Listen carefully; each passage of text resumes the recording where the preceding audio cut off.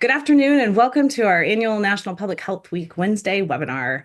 Today's webinar is Centering and Affirming Our Public Health Commitments, a conversation with alumni leaders. And my name is Angie Buckner. I'm a member of the public health faculty at San Jose State, and I'm a proud alumni of our NPH program. And it is with great pleasure that I introduce our facilitator for our panel today, Dr. Kathleen Rowe. Dr. Rowe is a national leader in public health. She's a former professor, department and campus leader, editor of Health Promotion Practice Journal, and she has positively impacted the lives of thousands of public health students and professionals. So it's in the spirit of the strength of our history that this panel has come to fruition. I can think of no better person to facilitate a conversation offering a sense of togetherness, resilience, and a path forward than my colleague and friend, Dr. Rowe. So thank you for being here, everyone. And I hope that you all enjoy this conversation as much as I will. And please join us for the rest of our National Public Health Week events this week. With that, I will turn it over to you. Thank you so much, Angie. And that choked me up. That was a beautiful introduction. Thank you. One of the best things about being a professor, and there are many for any of you who are considering it for your own futures, is the people that you meet. Every year, hundreds of new people come into your life, interested in the same thing you're interested in, with questions that they look to you and their colleagues to answer and address and discuss. And being able to come back, being invited to come back after retiring to be with all of you is a wonderful honor. So thank you. And being able to think about, so if I was going to have a conversation about the current times, the gravity of the time that we're in, the way that our profession has grounded us to meet this moment, and what can we do specifically short-term and long-term to protect public health from all the different perspectives we come from. If I could think of 5 people that I would want to have this conversation with, it would be the 5 that you see here today. I'm so delighted that my friends and colleagues and former students have come back to join us today for this conversation. So I'm going to let them introduce themselves, and we're going to use the following criteria, but they can also say, of course, anything else they want to say. We'll do names, degrees, pronouns, current job, where we work, and then we'll come back and do a little bit deeper introduction to everybody. But let me start with myself. I'm Kathleen Rowe. I have 3 degrees, all from UC Berkeley, a Bachelor of Arts in Sociology, a Master of Public Health, and a Doctor of Public Health. My pronouns are she, her, and hers. My current job is nothing. I'm retired. I retired 15 months ago, and I do nothing but play ukulele and study Spanish and go to cardio dance and just, live the life. But I did have a more than 40-year career at San Jose State, which I enjoyed every single moment of and will be grateful for the rest of my life. All right, let's just go through the boxes. In the way I see them, Quinn, would you like to introduce yourself? And sure. Hi, everybody. My name is Quinn Hussey. I use they, them pronouns. I have a master's in public health from San Jose State. I also have a bachelor's in psychology from San Francisco State. And I currently am the assistant vice provost and chief of staff for the graduate division at UC Berkeley. And yeah, I think that answers all of the questions, right? Yes, it does. All right. Look at me being on it. Not usually, but there you go. Quinn, will you say your job title again? Because every time you say it, I have to take a breath in and realize what you do with your Master's of Public Health degree. Yeah, sure. So I'm the assistant vice provost and chief of staff for graduate education at UC Berkeley. So I work with the vice provost to oversee all of graduate education at Berkeley. So that's 125 different programs and 13,000 graduate students. So it's it's bizarre. Not what I thought I was going to be doing with this degree. And for all of you that are students or studying public health or wondering where your future lies, or for those of you that are current practitioners and wondering what else there might be, I think what you'll find from all of the 5 panelists is really interesting, different career paths, and probably not a single one you would have imagined right off the bat. Okay, let's go to Shannon. Welcome, Shannon. Thank you. Hi, everybody. I'm thrilled to be here. I am Shannon McMorrow, and my pronouns are she, her, hers. And my undergraduate education was in Ohio at Miami University in Ohio, and it was a Bachelor of Science in Health Enhancement. And then I found myself in California, and I luckily landed at San Jose State for my Master's of Public Health. Um, and then I did a bunch of other things, and I landed back in my home state of Michigan and did a PhD in interdisciplinary health sciences with a focus in global health at Western Michigan University.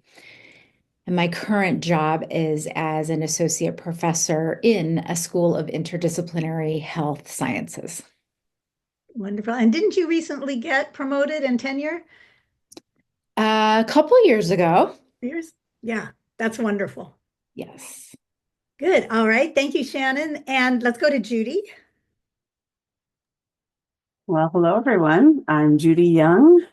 I use she, her pronouns, and I got my bachelor's at UC Berkeley in social welfare. At the time, there was no public health undergraduate degree. So I took a lot of public health classes there, and that's where I fell in love with public health. And then I have my master's in public health from San Jose State. San Jose. I'm getting everything all confused. I've been on vacation, so I'm just coming back. So I'm going to catch myself with everything that I'm saying.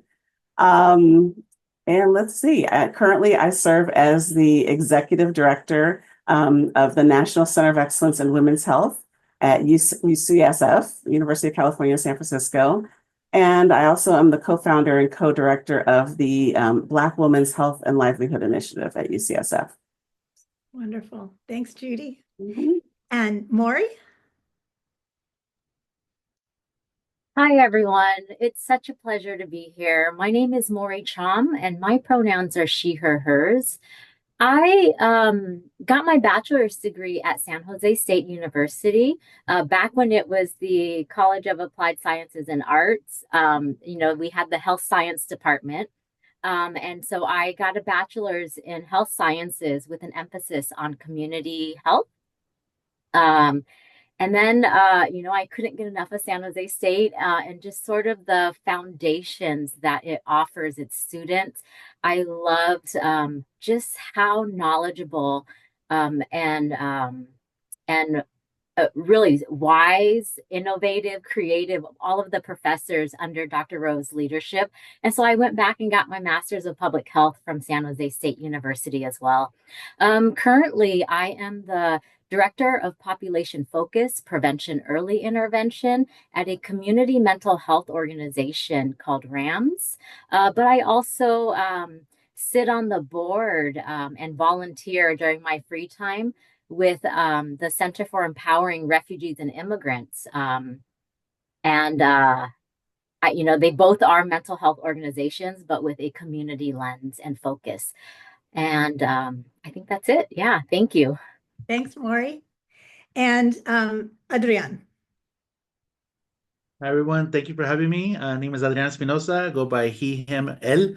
I graduated from San Jose State with my bachelor's in biology, a minor in chemistry, and a minor in health science. That's when Dr. Rowe caught me.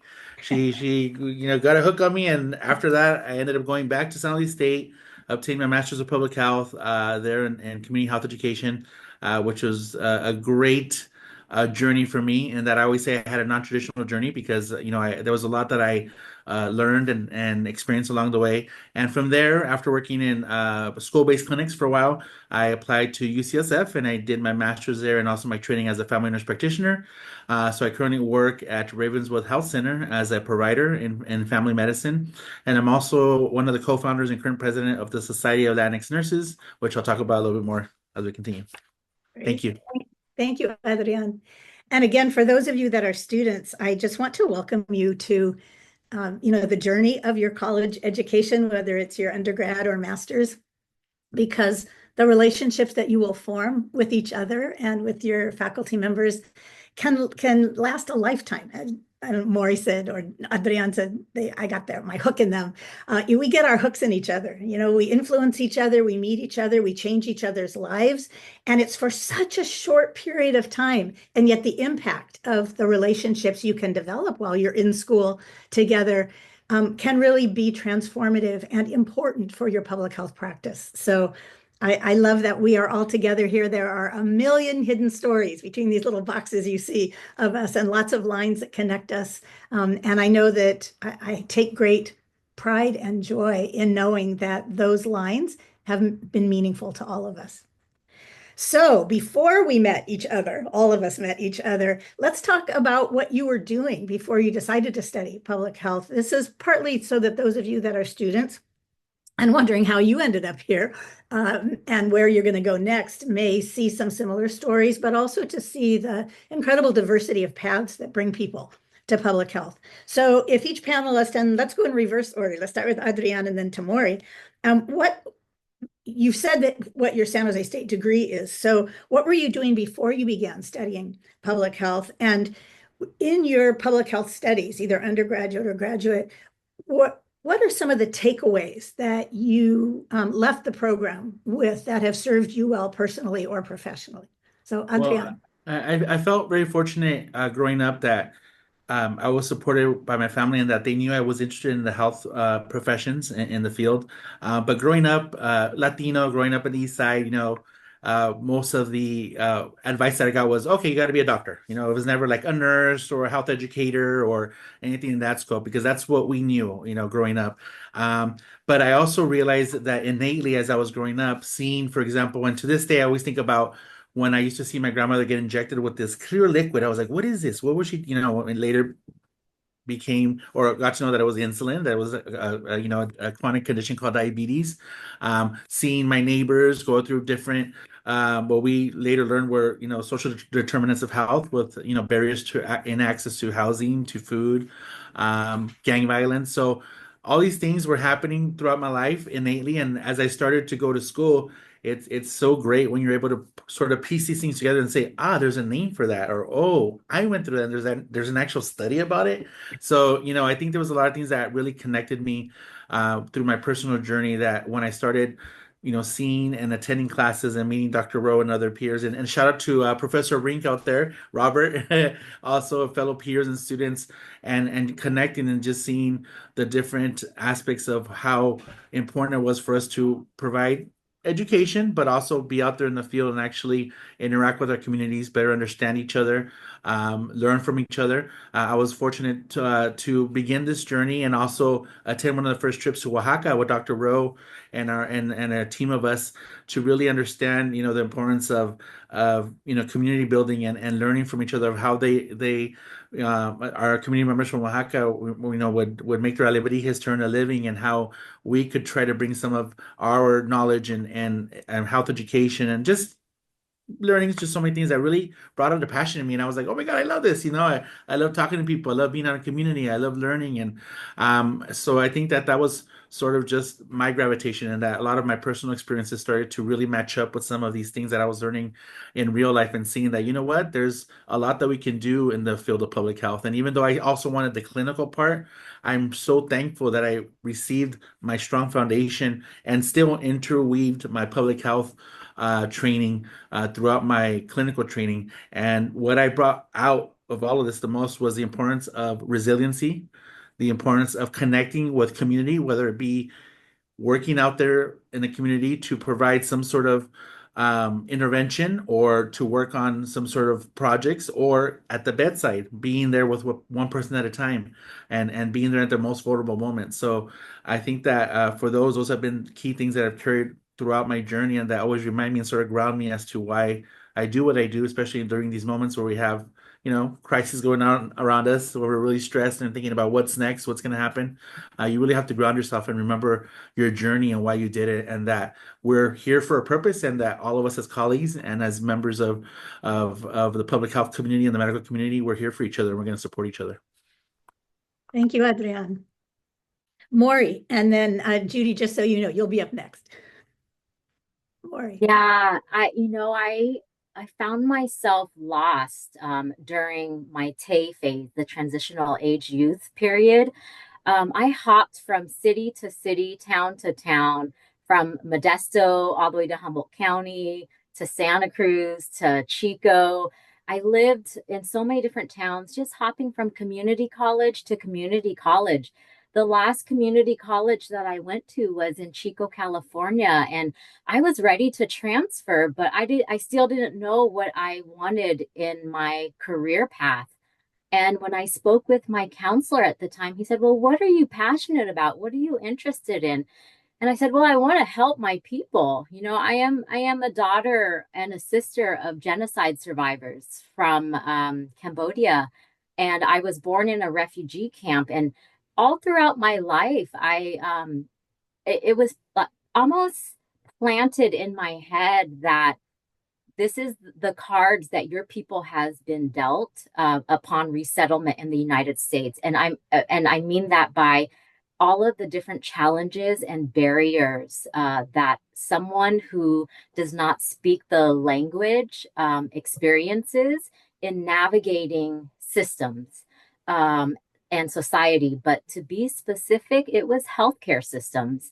I remember clearly in middle school, my mom asking me to not go to school so that I could be there to provide interpretation and translation at her doctor's appointment. And then I ended up doing that for all of the aunties and uncles in our neighborhood, so I missed school a lot just so that I could be there as, you know, an eighth grader translating in a doctor's office.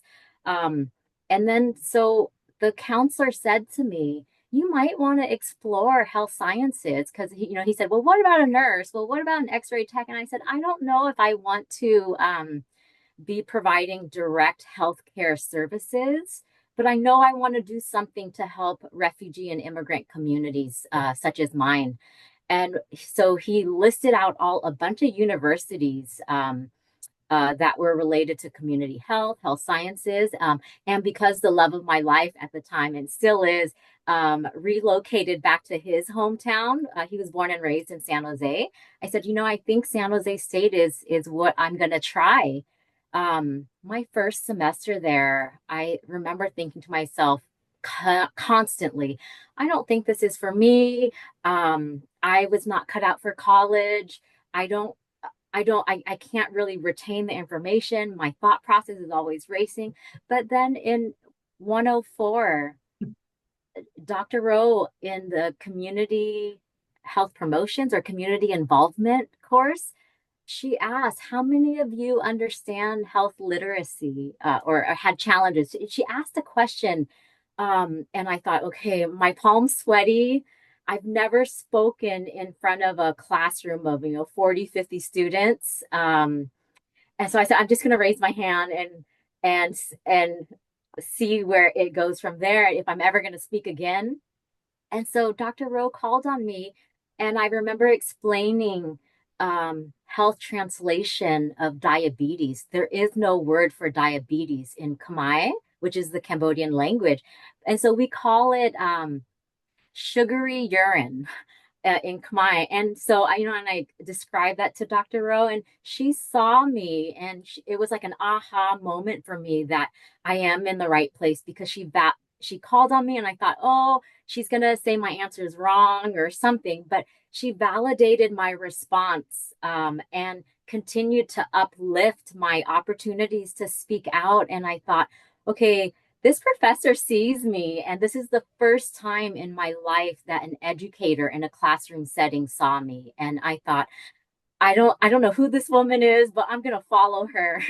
And ever since, it was validation and affirmation for me to be able to obtain the skills and knowledge that I gained through the undergraduate level as well as the graduate level to help inform just looking at the different levels of interventions and the socio-ecological model. I thought, okay, I could educate my community. I could inform, providers, educate policymakers, address systems change, all so that we could improve health outcomes of some of the most vulnerable populations in our country. And I love that I get to do that today. Fast forward, 13, 14 years later. Yeah. Thank you, Maury. So resiliency, affirmation, validation, seeing people, recognizing that people's life experience matters and is part of the solution or the strategies that we need to employ. These are the messages of public health. Judy, and then Shannon. Thank you. I already see some similarities and some themes popping up. My story goes back a number of years, many years. When I was an undergrad, actually, I was studying social welfare, and I knew that I wanted to work with people and help people. But that's such a broad, such a broad description, and you don't really know what to do with that when you're an undergrad. And I didn't really know what the home was, and the best home I could find was social welfare at the time. But I was drawn to all of these public health classes, and I landed in Dr. Rose Public Health 114 class. This was 39 years ago, many, many, many years ago. And I didn't really know what that was. And I just said, this sounds really exciting. I want to learn about my own health issues, health in general, health for my community.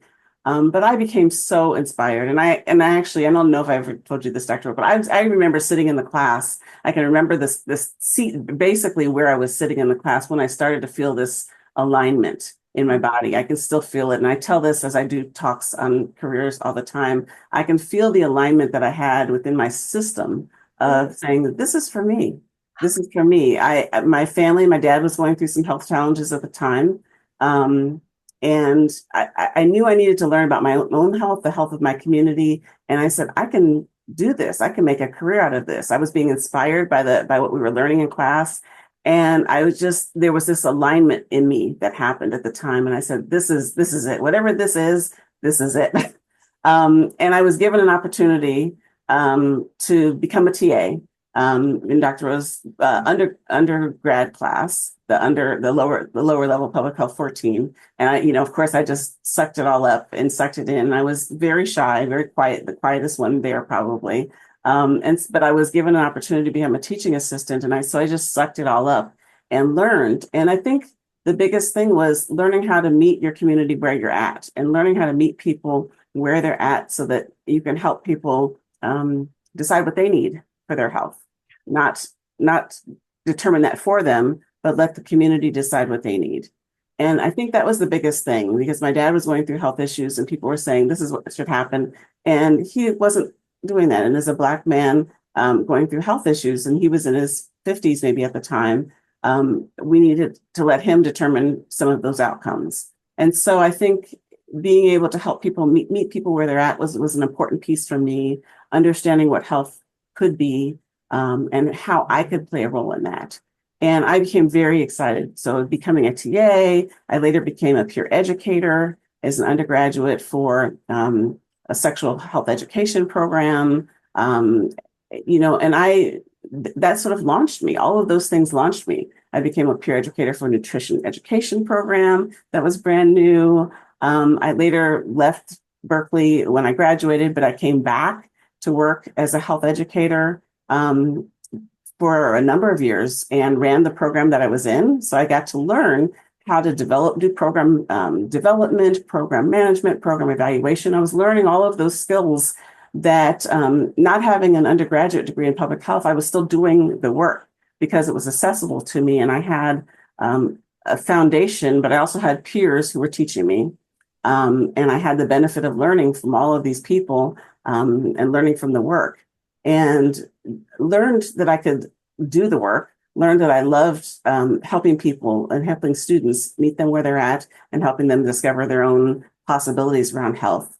And then learned that I could do larger things about thinking about the system.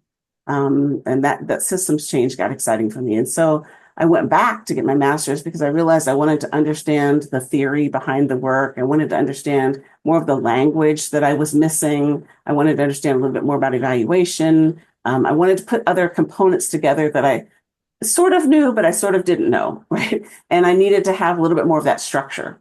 So going back to get my master's really helped me understand that structure, helped me understand the language that I didn't quite have together and the theory behind it, and got me even more excited about the possibilities. It solidified what I was doing in practice and said, oh, okay, this really makes more sense now. I'm doing the work, but now I understand a little bit more how to do it.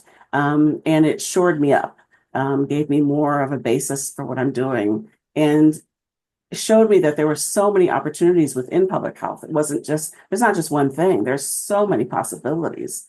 And so it gave me the confidence also to not just stick with direct care, with direct, what that's one option, which I actually love, the interaction and interface with people that I was doing, and I have been doing, that I feel really strongly about, but also gave me an opportunity to work on systems change and work on being a bridge between the academy and the community, which I do a lot of. And so it opened up my eyes to being able to work on so many different levels, just as Maurice, you were talking about all the different levels of intervention, and just the many different ways that I could work. And so I sort of I call myself a unicorn a lot of times at UCSF because I end up working at so many different levels of intervention all of the time. And as a manager and as in my role, I end up doing so many different levels of work. And it's exciting. It's challenging, but it's exciting to be able to do that with this degree. And so it gives me many options and many opportunities. So I take all of that from my experience, and then I get to interface and interact with so many different people. It's a constant learning. And so one of the other things I think I take with me is that I'm always learning, and I'm always trying to absorb new things. Like, how can I do this differently? How can I do this better? What's a new angle that I can think about? And so that has continued my learning and my growth. Thank you, Judy. Isn't it interesting how we start our careers kind of at one level, with the thing that we think we're good at or that we're drawn to, or maybe what the first job that we can get offers us.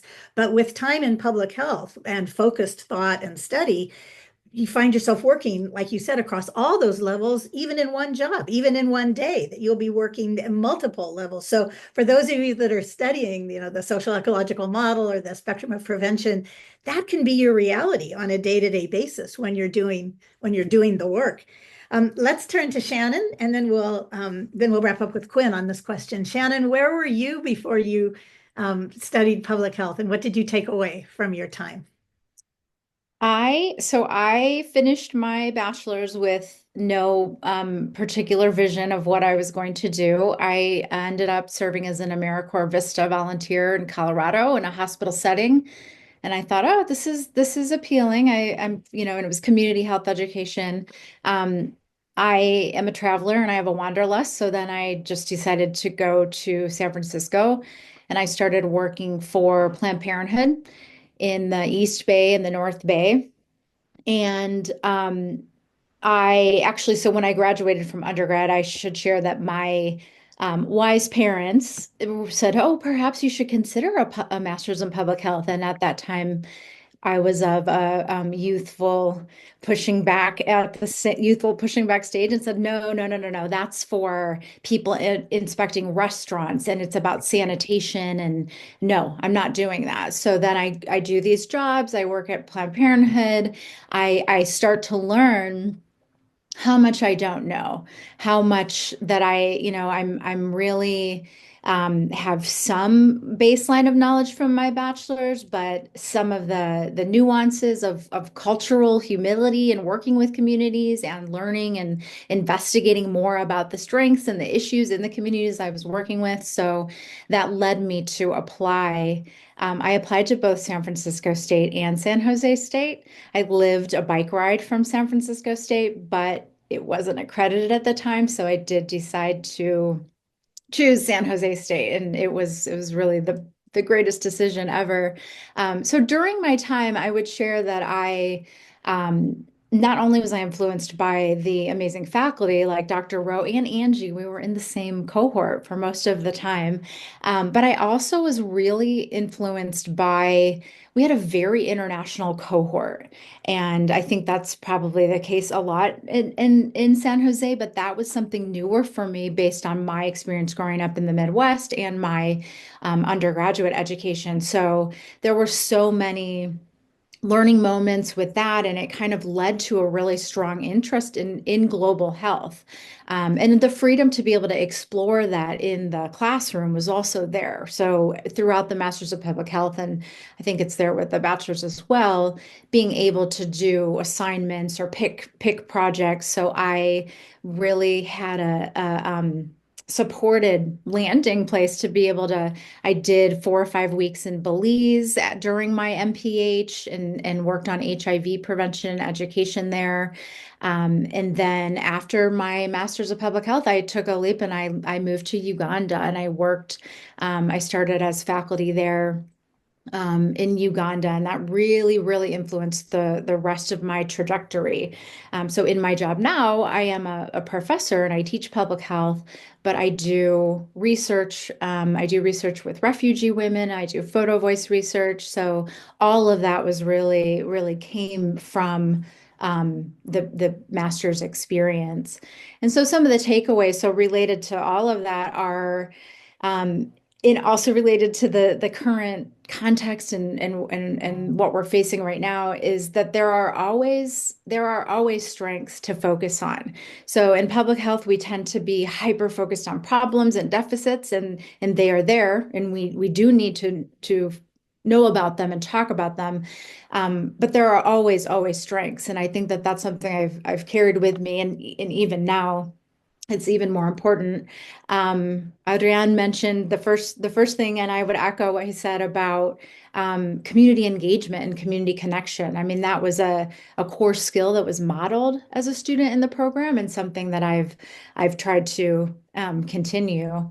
And then again, just the ability to really dive into that interest and follow that path to global health was really transformative for me. Thank you, Shannon. Wow, a soft landing place. What an important concept that is, both in an academic program, but also as a public health practitioner, to be able to offer a soft landing place, especially as things are in such free fall as they are right now. We'll come back to that in just a moment. So Quinn, can you tell us a little bit about what you were doing before you wandered into the department? Yeah. So I was a chef. Um, and I just gotten into the culinary academy, and I was going to go on and become a chef. And I injured myself on the job. And I was getting physical therapy, and one of my physical therapists said to me one day, um, is there something else you could do beyond being a chef? Like, is there something else you're interested in? And when I had been younger, I had been part of a peer health education program. And I was like, yeah, health education is kind of interesting. I'm like, why? But why? And she's like, because if you keep going at the rate you're going, you're going to lose the use of your hands by the time you're probably 40. And so I did a pivot, and I applied to graduate school, which I wasn't expecting to do. Um, and I actually got into a health education program at San Francisco State, and the director of the program called me and told me, um, so why public health? I ended up starting this organization called Lyric with some friends of mine. Lyric is the Lavender Youth Recreation Information Center, and at the time it was one of the first LG. We hadn't gotten to B&T yet.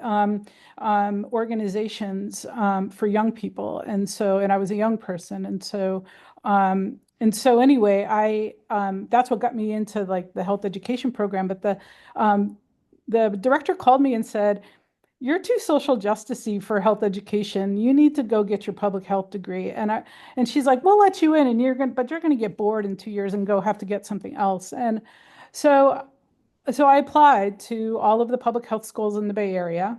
And I went to San Jose State's like accepted students day thing, and actually heard Dr. Rose speak, and I was like, I want to learn from this person, like you. And I don't remember exactly what Dr. Rose said that made me be like, I want to learn from this person, but I made it, as I do often, on a decision based on being with people who I resonate with, and so so I went to San Jose State and I got my master's in public health there. It wasn't an easy road for me. I'll be totally honest with you. It was pretty rough actually that first year, and I ended up kind of channeling some of the challenges that had happened for me in that program into doing some organizing and activism around LGBT stuff within the program, and we ended up doing a lot of really cool, amazing work around just queer visibility and the importance of understanding and acknowledging the queer experience in spaces where now, I mean, it feels so early aughts at this point in time because we're so far more advanced, but at the time it was a really big deal, and I got to be a part of that. So I often tell people when they ask me, like, you know, I feel like I got to actually practice public health while I was in public health school. Like I was learning it as quickly as I was using it, and that was really powerful. I had no idea what I was going to do when I was done because I had never worked in an office in my whole life. And so there was this class at the end of our public health degree, which was like, what can you do with a degree in public health? And I ended up meeting Ellen Goldstein, who was a colleague at UCSF, and I knew that I wanted to work in community. Like that was really important to me, but I didn't quite understand exactly how and how I was going to take all this like brainy stuff that I had learned and like really actualize it into something. And she was the first person I had ever heard articulate doing something like that. She was talking about translational science. And I remember going up to her afterwards and I said, you don't know me from Adam, but I want to work for you. And she gave me an interview. She gave me an informational interview. She interviewed me for a job and she didn't hire me. But she said, you're kind of a wreck right now, because my partner just had a baby 3 weeks prior. So I really was a wreck. And one of the lessons that I learned in my time, I guess I will say, at San Jose State was really about the power of community, and then also the power of being like centered in your values. Like I was thinking about this the other day about we're in this moment right now where we are being called to lean into our values. And I don't know if any of you remember your value statement from public health class, but boy, I do. I wrote that thing. It was like probably one of the first things I'd ever written in graduate school. And I was so scared because I didn't consider myself a strong writer. And I will tell you that value statement, I mean, obviously I've aged a bit and my life has gone in different directions, but those values have like remained core to me, and they are what I stand in this moment, which has made this moment not feel quite as scary. But yeah, so I will say that those are things that I learned in the program. I got to do research, which was kind of cool because we didn't really have the option to do that sometimes at San Jose State. So that was pretty cool that I got to do that. But I ended up getting a job in public health as a like project manager on a randomized clinical trial. And I had no idea what I was doing. Like literally no idea what I was doing. In fact, the co-investigator of the project came up to me after a meeting once because I had been like supposed to be taking minutes in a meeting, and I was like watching a tennis match because I couldn't figure out what was going on in the conversation. And she walked up to me and she said, "Again, you have no idea what you're doing, huh?" And I had this moment of like, I could have been like, no, I know what I'm doing. But I was like, no, I have no idea. And she said, go talk to this person. And that person ended up being somebody who is one of my dearest friends to this day. And so it's been this process of paying it forward as well. I think so much of what we get in public health is like, is connection. And so I've been working in the last several years, I've been working in higher education. I was a dean of students at the School of Public Health during COVID, which was surreal. And my dean said to me, your job is to keep us together. You're a community organizer, keep us together.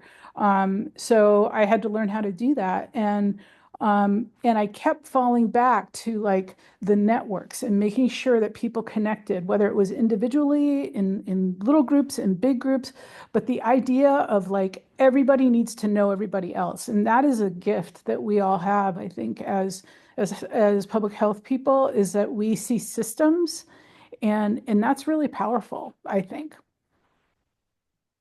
Thank you, Quinn. Thank you, everybody. So much of what you are talking about are the values and skills and beliefs and ways of being in the world that we need to lean into, draw upon, fall back on in these times. Because in my experience, public health is always changing, always dynamic. When I was an undergrad, there was no AIDS.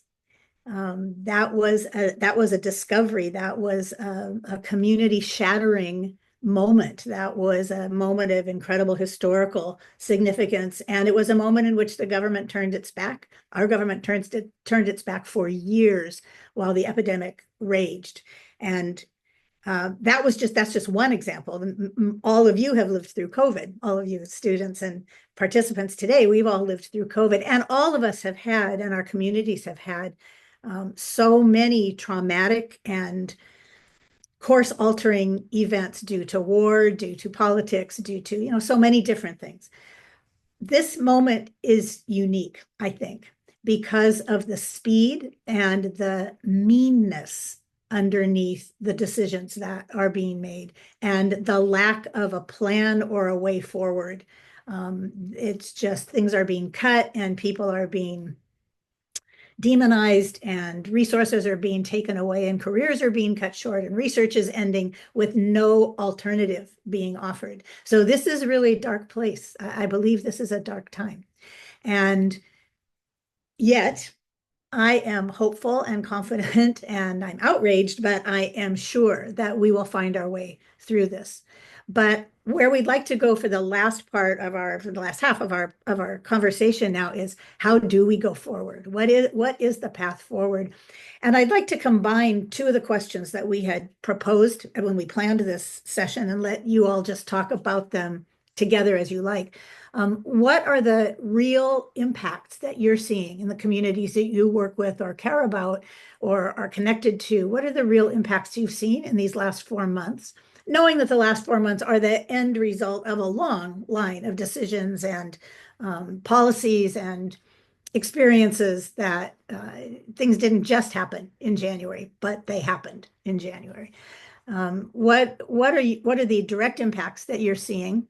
And then also, are there experiences that you can draw from in the past where you took action or you saw action that did turn the ship a little bit or that did make a difference? Well, are there some things that you can suggest people can think about or do, or stories you can share of times when things looked really bleak and you took a risk and you did something based on public health values that contributed to public health? And if you don't mind, I'm going to start with Judy, because my last semester teaching, my planned last semester teaching was spring of 2020. And we did in-person classes up until March. Then we went on spring break and we never came back because of COVID. And in those first weeks of lockdown and not knowing how to even live staying in my house, one of the things that kept me grounded and fit was Judy and Jam for Joy. So Judy, can you talk a little bit about what you and Angie did in the midst of a completely unpredicted public health crisis? Sure. So I'd love to talk about this as I'm celebrating the 5-year anniversary of this. So my side business is a nonprofit I created, Jam for Joy. I teach, so I'm a Zumba instructor, and I've been teaching Zumba. I've been teaching for 10 years now. And prior to the pandemic, I was teaching at the YMCA, other gyms. the pandemic hit, and I have a very, very close friend, Angie, who she and I were teaching at the Y together, and we would often teach in each other's classes, show up in each other's classes, and we would periodically, once a year, sometimes twice a year, do fundraising events where we'd bring together a bunch of people and a bunch of instructors and pick a cause. And so we were doing that. We already kind of had a model for that. But when COVID hit, as we all sheltered in place, the gyms closed. We, were without our community because Zumba is not just it's dance fitness, but it's a community. As many gyms are a community, and so we spent a couple days at home. But I actually got a text from a friend and said, "Will you teach virtually?" And I thought, "Oh, how am I going to do this?" I was living in an apartment at the time. And so Angie and I decided to teach in her backyard. We decided to pod together as a family and committed to that. And I went over to her house every day and we taught in her backyard.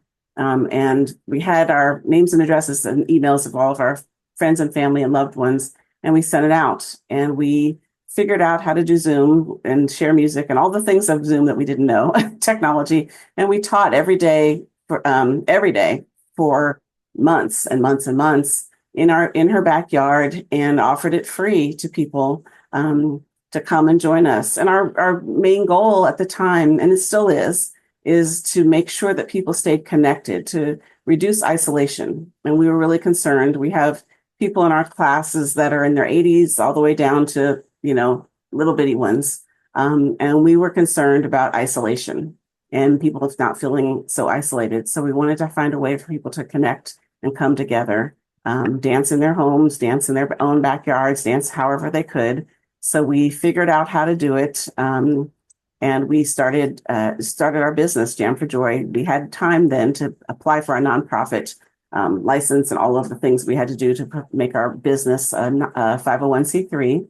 And we began teaching our classes. And so we have continued on. Our model is that we teach for free or donations. People can donate to our business, and we still offer classes. We now are back in person, but we still do it virtually. And really the goal is just to keep people moving. We want people to be healthy, whether you want to do everything that we're doing or some of what we're doing, or just kind of, wiggle your shoulders. It's really about people moving because we know moving is important to being healthy. But we also know that a couple of other things, that dance is really important for our brains. It's really important to help reduce, to help around memory. So if you dance, it does something for your memory. And so it helps with dementia. And so that's important. But the other thing is dancing in community is also really important. It does something when you dance together with people. And it doesn't matter how much you're dancing. You can be just moving a little bit or you can be moving a lot. But when you dance with other people, there's something about that connection to other people that builds community. And so the other piece that I had known from doing as I was preparing for my other work in my work life, doing community needs assessments around isolate. When we were asking people, when I was building my Black Women's Health and Livelihood Initiative, what do people need? Everybody says community. So we've done a lot of needs assessments around the Black community at UCSF in particular, and answers coming up where people need community and need connection.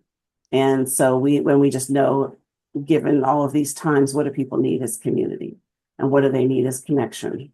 And so we sort of took from that information and took from other data that we had and said we need to have community. So for Jam for Joy, going back to Jam for Joy, we ask people if they want to donate, they can. There's no requirement. We pay our expenses through our donations, and then the other part of the model that I think is related to public health is that we pick a local nonprofit that is doing social justice work, and everything over our expenses we give to the nonprofit. So the money comes into us, we pay our expenses to make sure we can pay for our Zoom membership and everything we have to pay for, and then we donate to a nonprofit. So to date, we've given over $55,000 to local nonprofits, food banks, animal groups, children's organizations, violence prevention, reproductive justice organizations, about 26 or 7 different organizations over the years. We pick one for a few months for as long as our group wants. And the members of our group recommend different organizations that they know of. So it's very exciting that they get to pick organizations and say, this is who we want to think about giving to. And they're all usually local to Oakland, Berkeley, or the Bay Area, somewhere in the Bay Area.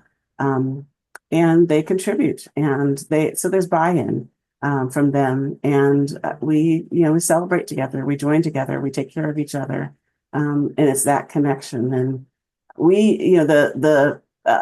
there's such a connection between what people tell us about their own experience and how it's helped them. We just had our anniversary party in March and had people sharing their own stories about what this has done for them, and so it's coming together. And I think, when we talk about being in crisis, this sense of how do we take care of each other? There are so many crises that happen between COVID and what we're going through now, but I think this sense of community and bringing people together and remembering how we can touch each other's lives, whether it's the smallest thing or whether it's something larger, is an important. I think that's an important foundation, and it's a connection to me. For me, it's a connection to my personal values, but it's also a connection to our public health values around paying attention, showing up where people need us to show up, and it reminds us how we show up.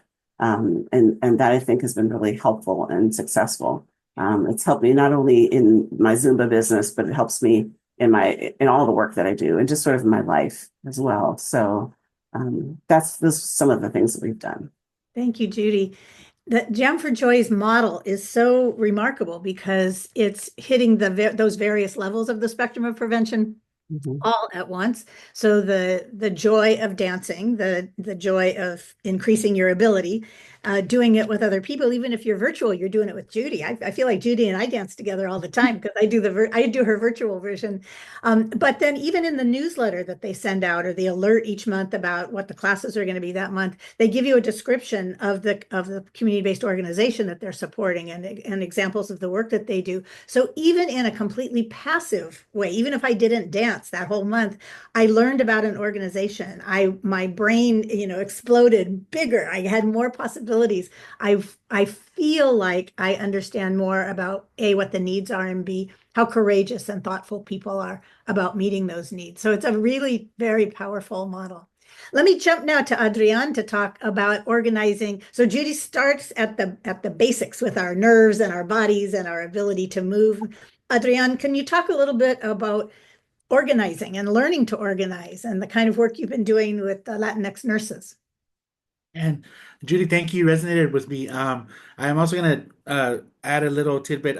This is my 18th year having also a very small nonprofit called the Supernova Foundation that came about working with survivors of domestic violence. And during the COVID era, we found that there was an increased need for housing and for support services because levels of domestic violence increased.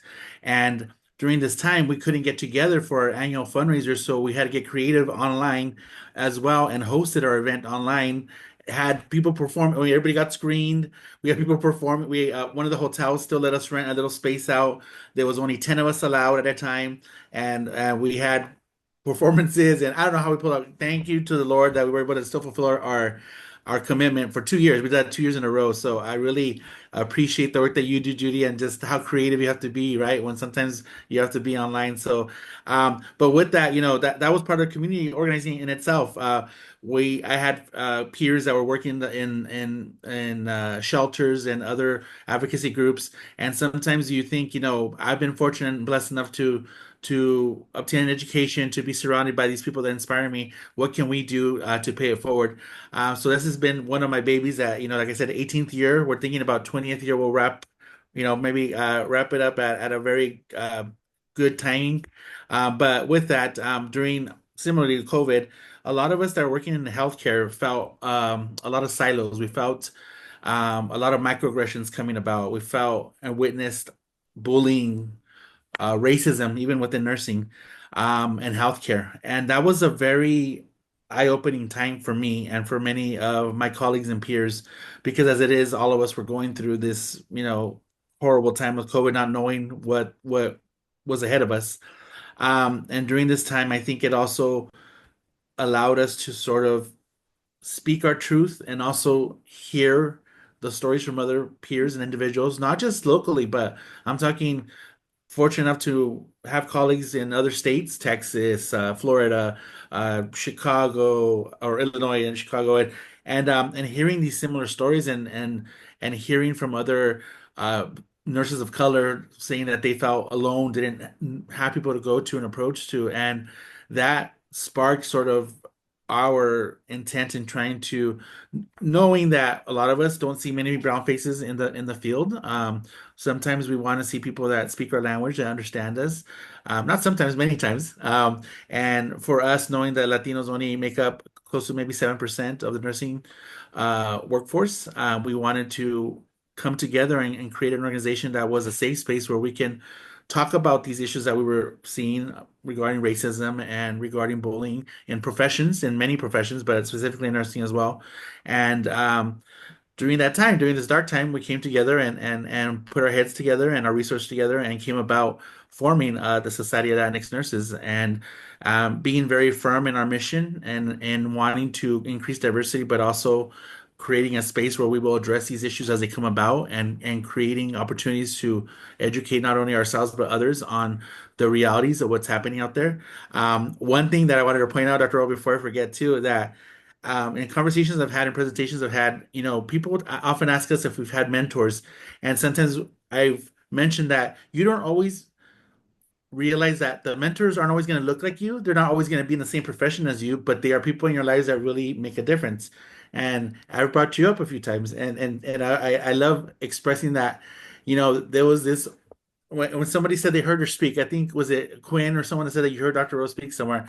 I remember hearing Dr. Rose speak and thinking, this white woman knows what's up. She's not just pretending or trying to be in the space. She is out there doing the work, really wanting to advocate for diverse communities. And that was something that I appreciated and I always carried with me and said that that was what resonated, my relationship with you as a professor, as a mentor. And I think that's something that I share because during these times when you go through these trials and tribulations, you realize that your allies are also in many other professions and many other aspects of the community. And that's when you need those allies during these times. So I think that organizing, speaking your voice, creating a platform and sharing your stories are very valuable. Sometimes when you speak on it, you will get the people that message you later. I thought I was the only one. Thank you for sharing that. That was powerful, and you think sometimes your story won't carry any weight, but sometimes it does. And sharing those spaces. So I think with that, I'm very proud right now to be, working in increasing diversity in the healthcare workforce system and carrying a lot of my training in public health and a lot of my training in clinically to really remind people that we must work together. And I'm still all about community organizing, even when it comes to working in clinics. I work in nonprofit, very qualified health centers because this is where my heart is, and this is where we work with the community still. People that need us, people that aren't insured, people that have barriers to healthcare. So my heart has always been rooted in this type of work. So that's why I'm very thankful to the work that I did and how my non-traditional journey into this field of later being an advanced practice nurse really was fueled and was really strengthened by my work in public health, and I still carry it with me to this day. So I think that remembering that our journeys, might not always reflect, or our mentors might not always reflect what we think we might be need or experience, but they truly end up being sort of that interwoven seed that carries you and uplifts you throughout your journey. So I'm really thankful for what I experienced and the opportunities that I have now to be a voice for others, just like I sometimes sought out that support from my peers and from my mentors. Thanks, Adrian. So, Angie, I think you need to do a future webinar on public health side hustles. Yeah. Look, not only how many they have, but also how well they augment and support the purpose-driven work, right? This is really fun. I think that would be a great webinar. Okay, so I'm going to do a time check. We have 15 minutes till we close. So I'm going to ask Maury and Shannon if they can sort of talk amongst themselves with us about the experience of refugees and how it is that maybe some of the unique concerns, needs of refugees, especially in this time, and some of the work that you do, the approaches you take. And if you can watch your time, let's keep this like, 7, 8 minutes, and then Quinn will wrap with you talking about whatever part of this that you want to end with. And then we'll do our una palabra, una, not dos. We'll do una palabra and then we'll be done. So Shannon Moore, you have like 8 minutes. 8 minutes to talk about the needs of refugees and public health approaches that you draw upon.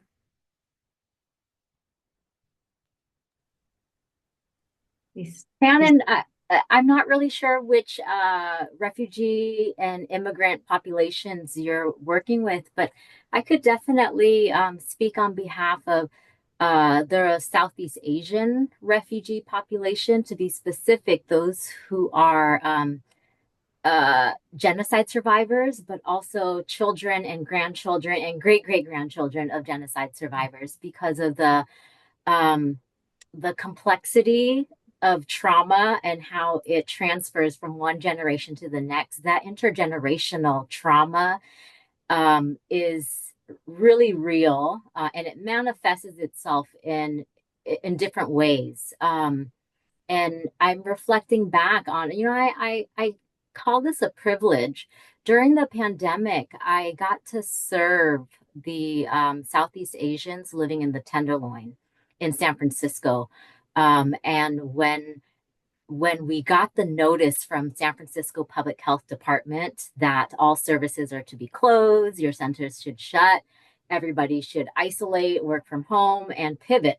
And so pivoting is something that I noticed was really important for the community, because there were so much uncertainties. And I think that what was important for us as providers was to make sure that while we are pivoting the ways that the government and the systems want us to pivot, we also want to understand, with all of this change, what are the pivots that we must do for our community to maintain services that are the most meaningful to them. And so, similar to Judy, we conducted a needs assessment with the community to identify your children, what are their needs, yourselves, what are your needs. And so housing came up a lot, food, but also lack of information in their language. I picked up the phone immediately and I called the public health department. I said, you know what?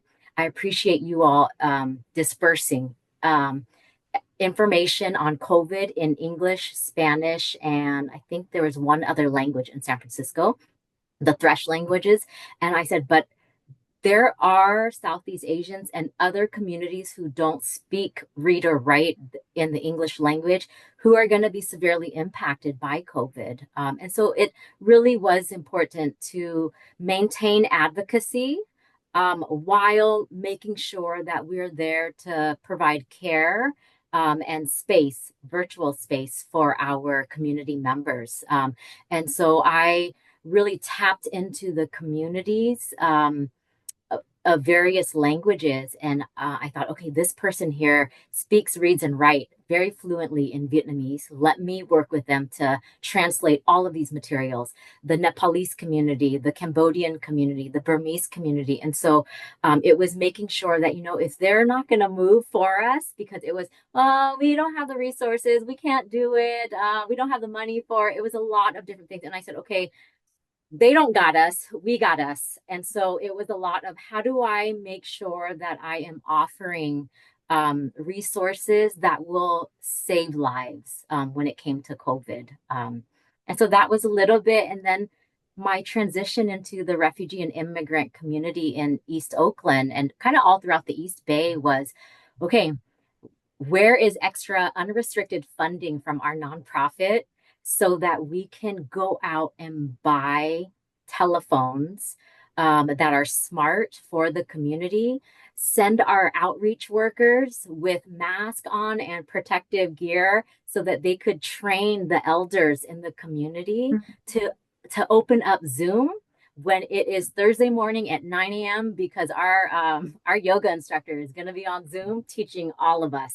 And then after that, we moved into our regular support groups. And so it was really pivoting, identifying your community, the people who got you, the people who are your allies, who are like-minded, because sometimes you second guess yourself.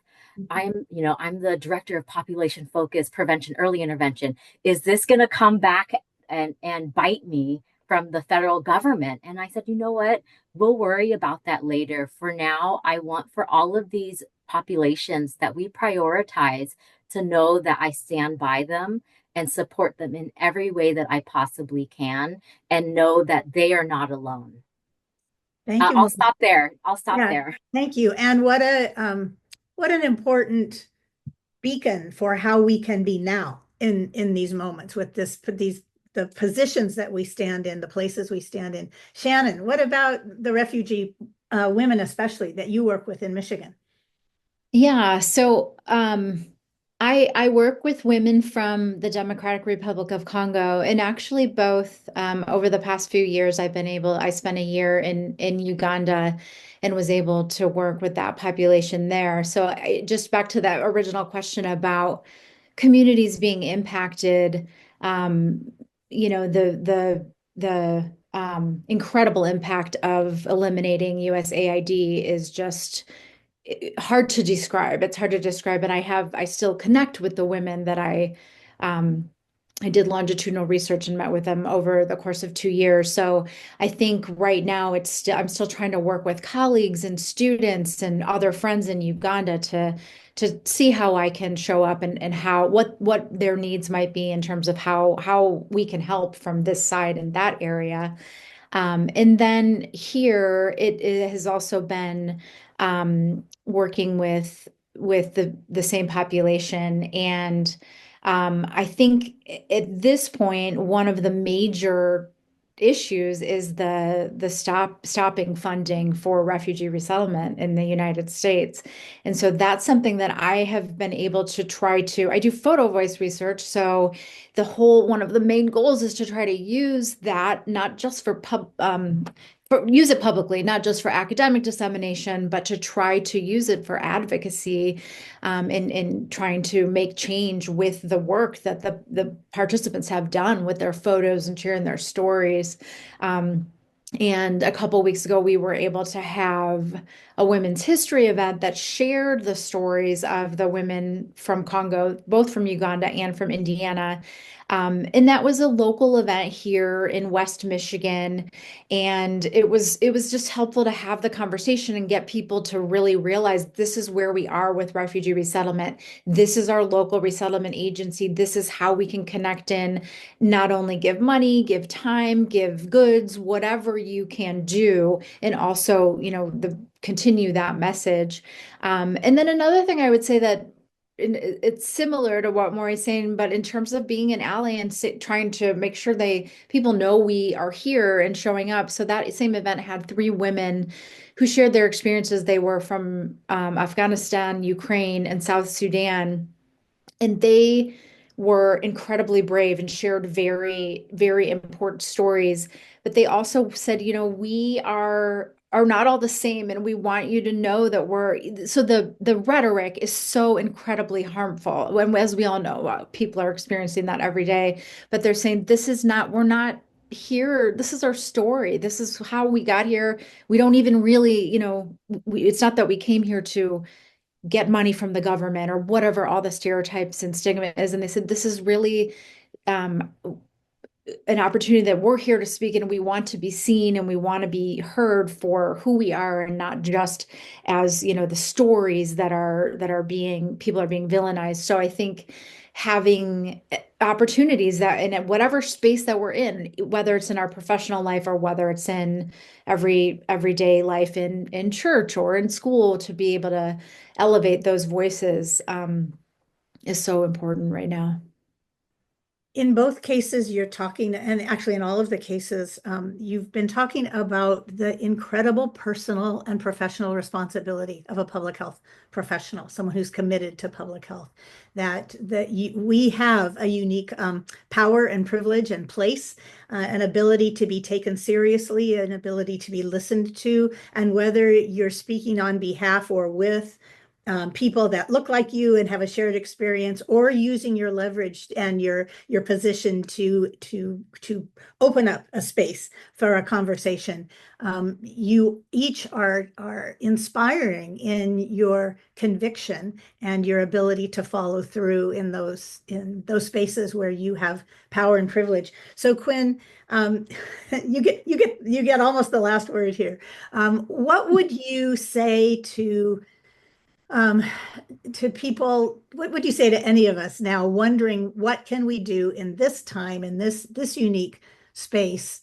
And is there anything from your own past organizing, or even just from your position of reflection right now, that you would offer us going forward? Sure. Well, I will say that I had the opportunity when I was many years ago to do a leadership training program, and one of the things they had us do was you had to come up with your purpose. You had to, it was one sentence. And so my sentence is, I am here to heal the world with love and kindness. And I think that as I stand in this moment and I'm really thinking about all of the things, all of the darkness, that we are experiencing right now, it's so important to find joy. You have to find joy no matter what. Every single day, you have to laugh. You have to laugh. You have to find something. I've been watching ridiculous Instagram dog videos, whatever it is to release, because I think that we're not going to heal what is broken here with the same vitriol that's being thrown at us. Actually, the gift, if we can get to it and really stand in it, and not all of us can in every moment. That's why that's the beauty of community, is that not everybody has it every minute to be on the front line. Sometimes you got to be like, tap me out. I got to go cry in the corner, or go eat some chocolate, or do whatever it is I need to do to take care of myself.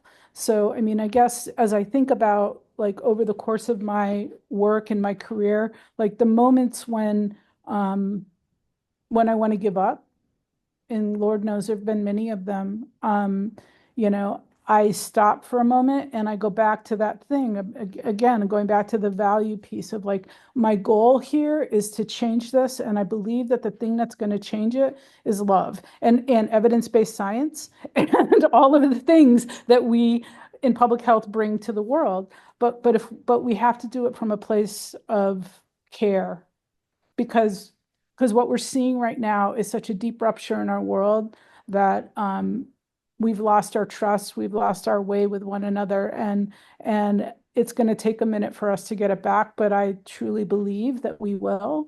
And I believe, and I'm just showing up, doing my little wrinkle in the corner of the universe where I am, to try to to do this from a place of kindness and love. And I'm in all these meetings these days with all of the other chiefs of staff for the chancellors and stuff. And everyone's and they're all trying to solve the problem, because God knows there's lots of them.